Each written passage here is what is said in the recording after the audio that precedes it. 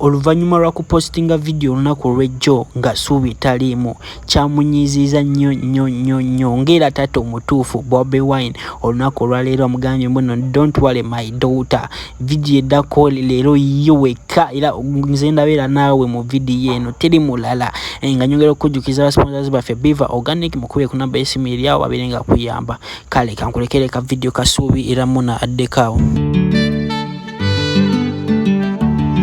Hello, yeah.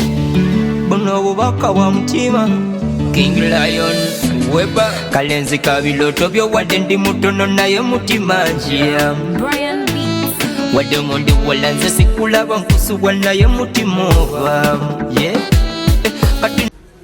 Shanti munange nsonyi wana imbadesa mpe mtwale 3 mpaye mtwale 3 Sewulira byoyogero gamba ki mpaye mitwale 3 30,000 kale ndabe emimwa jizina bweji tinasitegera byoyogero Shanti mpaye mitwale 3 sikuwulira Shanti kyensaba mpaye mitwale 3 30,000 3 oba kiki omumwa kiki wamatuuga ngoba towulira nkoze bubi nnyo kuba mbadde njagala kuwa emitwalo 27 nenga siina change nina bwetaano 5 bukola emitwalo 3 nga njagala ompe 3 ejo nze nkuwa 3 ofuna 27 nenga bwotawulira simanyi kyakola nsawo yange eri wampulira nina sente sente zirina omumwa ndaba mumwa gwenyenya bwenyenya naye siina kyempulira nina emitwalo 3 nga sikuwulira nnyabo baako kyoyogera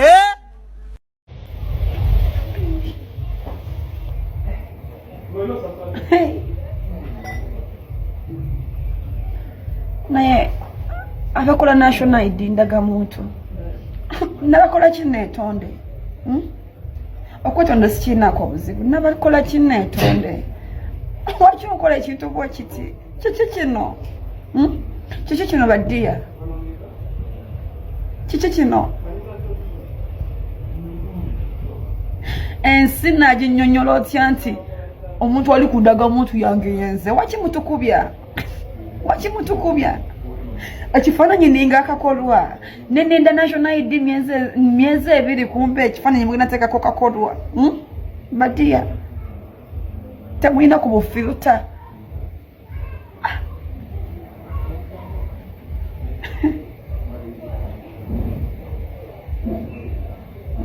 ate mukati mubuteeka mu black and white why nabamatu mu bbanga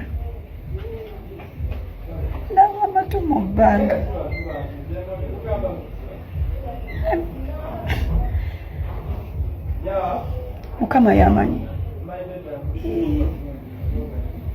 ntwale lumu mu museum naye